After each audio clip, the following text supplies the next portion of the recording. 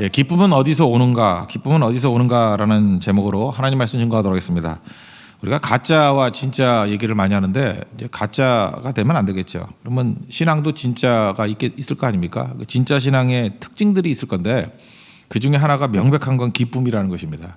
그러니까 신앙생활을 하는데 이상하게도 기쁨이 없어요. 그러면 이게 뭐 병든 거든지 문제가 있다라는 것입니다. 우리 신앙생활의 3대 주덕이라 그러죠. 데살로니가 전서 5장에 보면 16절부터 항상 기뻐하라. 이게 시금석의 첫 번째잖아요. 기쁨이 신앙생활의 첫 번째 모습이라는 것입니다. 그리고 쉬지 말고 기도하라. 하나님과 의지하는 믿음을 유지하게 만드는 힘이 기도라 그랬잖아요. 그러니까 믿음이 유지가 되는 거죠. 진짜 믿음이 기쁨으로 드러나고 유지가 되는 거고. 그 절정이 뭐예요? 감사죠. 감사는 이게 의 자체가 내 의가 아니라는 거잖아요. 100% 하나님께로부터 온 것이다. 그러니까 감사가 나올 수밖에 없죠. 이게 하나님의 뜻이래요. 그래서 건강한 신앙인지 아닌지는 그냥 기뻐하고 있는지 기도하고 있는지 감사하고 있는지를 이렇게 리트머스 시험지 같이 집어넣어서 맞다 그러면 건강한 거고 그 이상하게 이게 제대로 안 된다 그러면은 그 빨리 돌아와야죠. 이게 건강에 문제가 있다라는 것입니다. 근데 첫 번째는 기쁨이에요. 기쁨. 우리가 네팔 선교지 11차 네팔 선교인데 이번 네팔 선교도 성패가 여기 있습니다. 전체적으로 기쁨이 넘쳐난다 그러면 참 좋은 거거든요. 뭐 아니나 다를까 50명 가니까 뭐 이렇게 몇 사람이 이렇게 문제가 돼요. 마지막까지 마귀에 또 유혹도 있고 또 시험도 있고 뭐 이렇게 방해도 있고 그래요. 그래서 여러분들은 뭐 조용한 것 같이 보이지만 어젯밤에 또 치열한 싸움들이 있었거든요. 이런 싸움 저런 싸움. 다 해결됐어요. 다 돼서 다 이겼다고. 뭐 지금 지나놓고 보니까 또 뻔한 소리 하는 거 그러지만 그 현장에서 있었던 사람으로 볼 때는 하나도 가능성이 없어 보이던 일들이 이렇게 풀려나가는 거거든요. 그래서 제가 제일 좋아하는 단어가 그러잖아요. break through라고 깨고 뚫고 통과해 버리는 거예요. 피하지 말고 우리 인생도 마찬가지예요. 이 세상에 살 때 근심된 일이 많고 시험된 일이 많고 그래서 하나님 의지하고 나아가면 break하고 through 통과할 수 있다고 깨버리고 통과할 수 있다고요. 그럴 때 기쁨이 안 생기겠습니까? 그죠? 그냥 기쁘죠. 안 기뻐 보입니까? 지금 제가 되게 기뻐요. 그래서 이 기쁨의 힘으로 또 네팔 가면 또 어떤 어려움이 있을지 그게 보이는 게 아니라 그거를 브레이크 스루 하고 난 다음에 또 어떤 기쁨이 올까 뭐 이런 생각이 있어요. 다음 주에 간증할 건데 또 많은 또 간증의 기쁨이 있겠죠. 감격이 있겠고 그 인생이 기쁨으로 점철된 인생이 돼야 된다는 것입니다. 누가복음 10장에 보면은 70인들 마가복음에는 12제자 나오는데 70인들 이렇게 둘씩 보냈거든요. 돌아오고 난 다음에 그들이 그랬어요. 귀신이 쫓아납니다. 그러면서 기쁨으로 돌아왔대요. 그러니까 전도한 다음에 기쁨이 있죠. 이거 뭐 당연한 거예요. 네팔 선교 연품에 기쁨이 있을 겁니다. 요한복음 16장에 보면은 또 이런 게 나오잖아요. 그 내 이름으로 그죠? 내 이름으로 아무것도 구하지 아니했다. 24절 얘기예요. 그러나 구하라. 그러면 받는다. 거기서 끝나는 게 아니에요. 기도하면 받는데요. 그리고 난 다음에 너희 기쁨이 충만하리라. 그러니까 기도가 이렇게 찡그리고만 기도하는 게 아니고요. 기도하고 응답받고 그다음에 그 중간에 뭐가 들어가냐면 기쁨이 들어가서 사이클이 돈다는 거예요. 그래서 기도 생활에 기쁨이 있습니다. 또 사도행전 2장 46절 그 초대교회 모습 보면은 그들이 교회 날마다 모이기를 힘쓰고 집에서 떡을 떼고 그다음에 기쁨과 순전한 마음으로 교제했다 이런 게 나와요. 성도들은 교제하고 난 다음에도 기쁨이 있습니다. 성령 안에서의 교제가 기쁨이 있어요. 그러니까 기쁨이 없는 교제라 그러면 되게 그렇죠. 이렇게 눈치 보거나 기싸움하거나 뭐 자기 자랑하거나 목적이 있거나 그러면 기쁨이 없죠. 피곤한 거죠. 그것도 나름대로 자기 일이니까. 근데 성령 안에서의 바른 교제가 있으면 기쁨이 있어요. 그래서 이 교제권이 이게 건강한 건가 아닌가를 보면은 기쁨 유무를 보면 알아요. 계속 기쁨이 있으면 이게 건강한 거구나. 그렇게 알 수 있다는 것입니다. 그리고 심지어 사도행전 5장 41절을 보니까 핍박당했다고요. 그랬더니 사도들은 그 이름을 위하여 능력 받는 일에 합당한 자로 여기심을 깨닫고 기뻐하면서 공회를 떠났대요. 그러니까 심지어 핍박당해도 기쁜 거예요. 이거 미친 거 아니에요? 진짜 이래요. 그러니까 모든 상황들 뭐 전도할 때나 기도할 때나 교제할 때나 심지어 핍박 중에도 기뻐하는 게 믿는 자의 신앙의 첫 번째 특징이었다는 것입니다. 하나님께서 우리 모든 성도들에게 이 기쁨을 회복시켜 줄 줄로 믿습니다. 그래서 항상 기뻐하고 이건 뭐 기뻐하는 거 아니야. 기뻐지는 거죠. 이런 일들이 날마다 넘쳐나야 된다는 것입니다. 뭐 핍박 얘기하니까 빌립보서 뭐 맨날 했던 소리 또 한 번 더 할게요. 이게 옥중서신이잖아요. 감옥에 있는 사람인데 기뻐하라. 지금 4장밖에 안 되는 성경인데 10번 나와요. 10번. 기뻐하라. 기뻐하라. 기뻐하라. 그러니까 기쁨이 굉장히 중요한 거겠죠. 그러면 우리 인생이 그냥 하나님 믿고 의지하면 하나님과 연결돼 있으면 그게 기쁘거든요. 근데 기쁨이 잘 안 되는 이유가 뭐냐? 그러면 이게 정촉매, 부촉매 그런 게 있잖아요. 모르세요? 어떤 반응 속도를 빠르게 하는 거를 정촉매라 그러고 안 되게 하는 걸 부촉매라 그러는데, 그러니까 장애가 되는 부촉매는 제거하면 되는 거고 정촉매는 더 갖다 부으면 되는 거죠. 사실 이게 가만히 있어도 이게 돼요. 그런데 우리가 주소를 알면 더 좋잖아요. 아, 이것 때문에 기뻤구나 할 때 그 길을 알면, 루트를 알면은 어떤 때 그걸 더 강화시켜 주면은 더 기뻐지겠죠. 그리고 이것 때문에 기쁨을 잃었구나 그러면 그거 빼버리면 되는 거고. 일절을 보면은 부촉매에 해당되는 것이 나와요. 그 개들을 상가고 행악하는 자들을 상가고 몸을 상해하는 일, 이렇게 몸을 막 상하게 하는 거.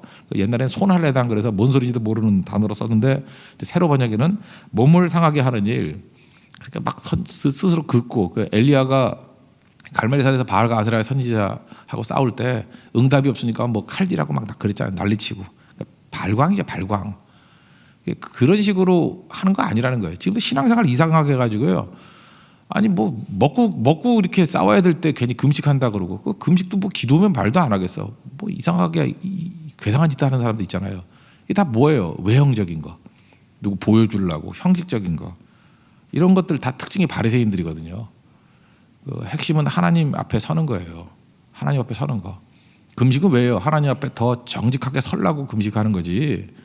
그래서 금식할 때에도 마태복음 산상순에 나오잖아요. 그 은밀히 하라고.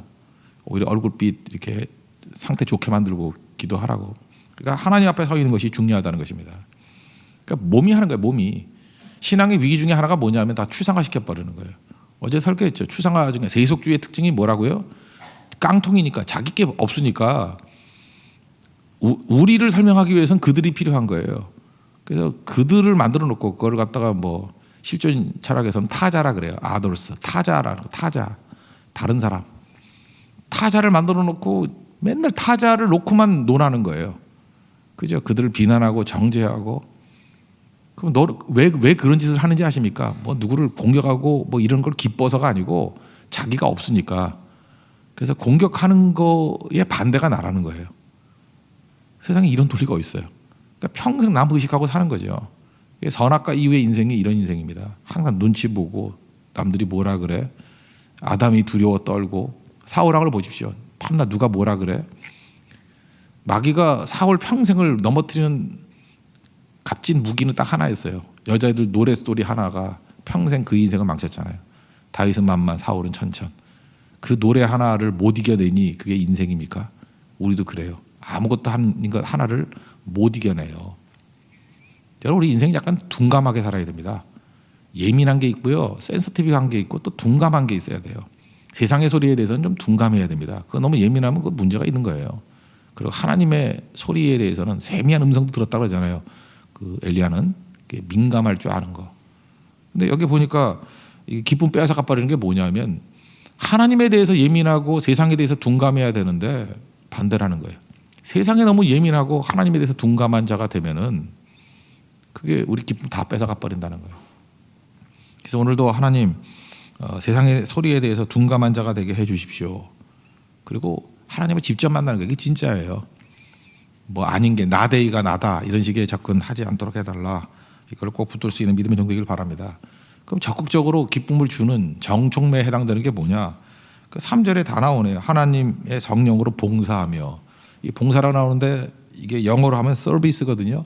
영어에는 두 가지 의미가 다 있잖아요. 이게 헬라어부터 나와서 그래요. 그 서비스라는 말이 예배도 되고 봉사도 되고. 그러니까 제가 볼 때 어떤 성경, 영어 성경 보면 예배로 번역이 더 많이 된 것 같아요.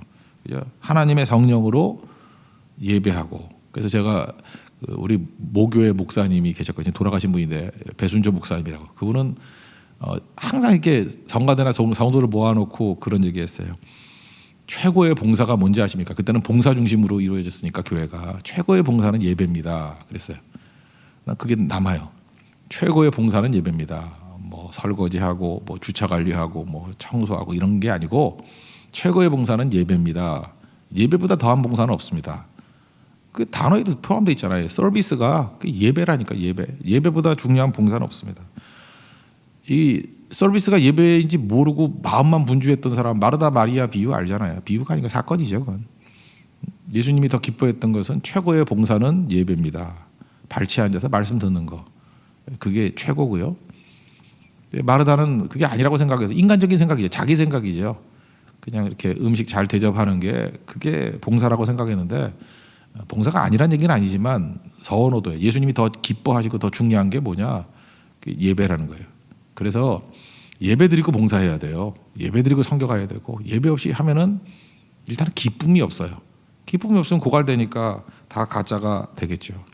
이스라엘 백성들이 다 지치고 상해 있을 때 성경을 보세요. 항상 부흥은 언제 일어났죠? 다 같이 모여서 예배 드릴 때.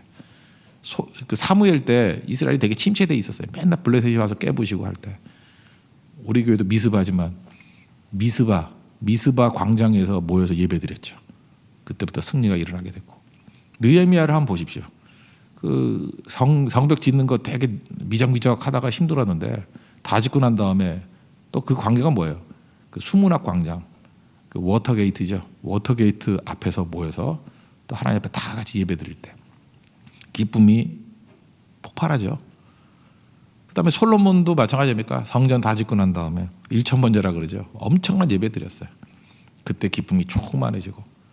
그러니까 기쁨의 교회가 되는 방법은 예배입니다. 예배. 이번 우리 네팔 선교 가서도 우리 출애굽기 19장에 나오는 말씀이죠. BMW 블레싱 축복받은 자들이 미션 사명을 다하고 마지막 결론은 뭐냐면 예배예요. 요한계시록의 결론은 예배잖아요. 먼저 믿은 자와 나중 믿은 자가 함께 예배 드리는 거. 그럼 분명히 선교 마지막은 기쁨으로 충만한 우리 선교가 될 것입니다. 우리도 삶 속에서 예배를 붙들어야만 기쁨이고 예배 없으면 무조건 침체 오고 우울증에 빠지고 이 문제 생긴다는 거예요. 마귀가 우리를 우울하게 만드는 방법이 뭐냐? 예배를 끊어버리게 만들어요. 그죠? 못 가게 만들고 덜 가게 만들고 싫어하게 만들고 그럼 다 죽는 거죠. 또 하나 우리에게 기쁨을 주는 건 뭐냐면 예수를 자랑하고 그랬죠. 예수님을 자랑하는 거. 우리 뭐 선교 자체가 예수님 자랑하는 거니까 항상 예수님 증거하면은 기쁨이 충만해진다는 것입니다. 이 선교 끝나고 난 다음에 올 때 이제 목사니까 돌아보잖아요. 어떤 성도들은 이렇게 공항에서 이렇게 웅크리고 있어요. 그럼 걱정이 되잖아요. 뭐 아프세요? 그래서 제가 아프냐고 물어봤을 때 아팠던 사람은 별로 없었던 것 같아요. 다 이유가 뭐냐면 울고 있어요. 감격으로. 그러니까 표현을 못하는 거야. 이렇게 창피해서 그러는지. 그래서 울고 있어요. 그 하나님께서 나 같은 사람을 사용해서 그래서 이름을 쭉 얘기를 해요. 누구가 예수님 영접했다고. 그리고 우리 집안 변화시키겠다고 얘기한다고 뭐 그런 얘기들. 지난번 네팔 때도 그런 일이 있었고요. 특별히 지난번 네팔 때는 그 바이블 캠프 할 때 그 나와서 네팔 사람들이 간증할 때 이제 성령이 임했어요. 제가 거기 있을 때 막 뜨거움이 있더라고요. 야 저런 거구나. 다 기쁨이 충만했다고. 그 네팔에서도 이런 일이 벌어지는구나. 그죠? 그 귀신 들렸던 집안에서 귀신이 쫓겨나가고 아버지 어머니 다 돌아와서 회복되는 일들. 그게 예수님 자랑할 때 그런 일들이 나타나기 시작한다는 것입니다. 우리도 날마다 예수 자랑하면 기쁨이 있고요. 자기 자랑하면 슬픔이 옵니다. 그리고 자기 자랑하면 일단은 뺏깁니다. 지금도 자랑 막 해보세요. 자랑 막 하면 다 뺏겨요. 그 히스기야 왕 아시죠? 뭐 보물 창고 다 자랑했더니 다 바벨론으로 뺏겼어요. 그러니까 예수님은 뺏겨도 되죠. 예수님 뺏기면 복음 증거니까. 그죠? 예수님도 자랑하면 예수님을 가져가려고 그래요. 그래서 예수님 가져가면 뭐 변화가 나타나는 부흥이 되겠죠. 뭐 비유가 적절한지 모르지만. 세 번째 정충매가 되는 것은 기쁨이 넘치려고 그러면 육체를 신뢰하지 아니하고 하나님을 신뢰하는 거예요. 그래서 4장 4절부터 6절까지 보면은 뭐 나도 육체를 신뢰할 만하다. 뭐 8일 만에 할례 받고 뭐 이스라엘 족속이고 베냐민 집하고 명문가라는 거. 히브리인 중에 히브리인이고 율법으로는 바리새인. 나 최고였어. 열심도 뭐 교회 핍박하고 당하고 율법의 의로는 흠이 없는 자였어. 뭐 입에 침이 마도록 자랑했는데 이게 내게 기쁨을 줬다는 거예요, 못 줬다는 거예요? 전혀 못 줬다는 거예요. 그죠? 스펙 갖고 되는 게 아니라는 거예요. 여기서 나오는 뒤에 나오는 내가 그리스도 안에서 그리스도를 얻고 발견되려 함이 그러잖아요. 그리스도 안에서 자기를 발견했어요. 이게 뭐죠? 관계, 의롭게 된 거예요. 하나님과에서 의롭게 된 거예요. 그래서 가장이 혼자 벌어도 모든 식구들이 같이 쓸 때에 불이한 게 아니라 그랬죠. 그죠? 아버지 혼자 벌어도 아내부터 시작해서 온 가족이 다 같이 쓰는 게 당연한 거예요. 그게 의라고요. 좋은 관계. 예수님과의 좋은 관계를 통해서 진짜 의를 누리고 생명을 누리고 능력을 다 누리게 된다는 것입니다. 힘쓰고 애쓰면 안 되는 거예요. 내가 한다고 되는 게 아니거든요. 바울이 이거 깨달았잖아요. 힘과 능력으로 된다면 바울보다 강력한 사람이 어디 있겠습니까? 그러니까 기쁨이 없죠. 힘드니까. 여러분 잘 보세요. 피곤하고 힘든 인생을 사는 이유가 뭐냐면 잠깐만 내가 하려고 그러니까 힘든 거 아니에요. 나는 못합니다. 또 하더라도 그게 얼마 안 돼요. 그게 뭐 아무것도 아니죠. 그런데 의의 관계는 그리스도와 한 가족 되게 만드는 거예요. 우리 아버지 되게 만드는 거예요. 그러면 기쁨이 넘쳐나겠죠. 그래서 지금부터 무슨 일을 해야 되냐면 계속 주님이 신뢰하는 싸움 벌이는 거예요. 더 의지하는 싸움. 어떻게 하면 예수님을 의지할까? 벌써 이번 선교도 가기 전부터 이렇게 여러 가지 문제가 있는데 도대체 답이 없어요. 답이 하나도 없는데 주님 의지하니까 되고요. 날씨도 원래 금요일 날 이동하니까 금요일이 제일 중요하잖아요. 근데 두 군데가 다 좋아야 되잖아요. 날씨가. 포카라는 지금 비로 바뀌었어요. 번개 푸시 바뀌다가 번개는 사라졌어. 근데 카트만두는 번개가 있었거든요. 근데 오늘 아침에 보니까 둘 다 순한 비로 바뀌었어요. 이제 한 번 더 기도합시다. 태양으로. 나 요즘에 태양이 그렇게 기쁠 수가 없어요. 금요일은 태양이 뜨도록. 태양이 뜨도록. 그러면 또 사역 다 하고 오겠죠. 하나님께서 이 과정 가운데 비가 온다고 일 못할 건 아니지만 이번에 이동이 있기 때문에 좀 어려움이 있거든요. 그래서 하나님께 그걸 놓고 간절히 주님 신뢰하고 의지했어요.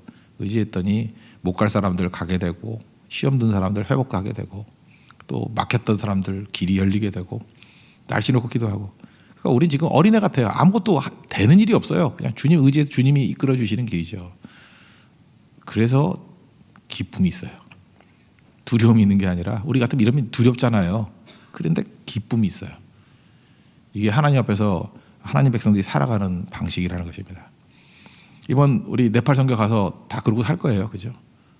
절대로 그 형식주의 뭐 추상화시키는 거 이런 거 안 할 거고요. 주님 앞에 집전 나갈 거고 항상 예배 드릴 거고 아침 저녁으로 예배 드리고 예배 현장 가운데 하나님의 임재를 누릴 것이고 예수님이 자랑할 것이고 절대로 육체를 신뢰하지 않을 겁니다. 신뢰할 때마다 십자가에 못 박고 다시 주님 의지하고 신뢰하고 믿음으로 나가고 그거 유지하도록 또 기도하고 그때에 처음부터 마지막까지 기쁨으로 진행되는 인생과 선교와 삶이 무엇인지를 알게 될 것이고 또 성도들도 마찬가지죠. 떠나보내놓고 버려놓으면 안 되겠죠. 계속해서 제가 뭐 기록이나 사진 같은 거를 보내드릴 테니까 꼭 기도해 주세요. 그럼 같이 동일한 제가 그래서 기도 제목 중심으로 보내드릴게요. 기도 제목 중심으로 같이 기도하고 같이 기쁨을 누리고 그래서 떨어져 있지만 전 교인들이 한 마음으로 기뻐하는 그런 거룩한 선교가 될 줄로 확신합니다. 우리 한 주간 동안에는 기쁨의 주간을 선포합니다. 다 기뻐하시고 하나님이 주시는 절대적인 기쁨으로 새 힘을 얻고 일어설 수 있는 믿음의 신실한 종 되기를 축원합니다. 자리에서 일어나겠습니다. 288장 찬송하겠습니다.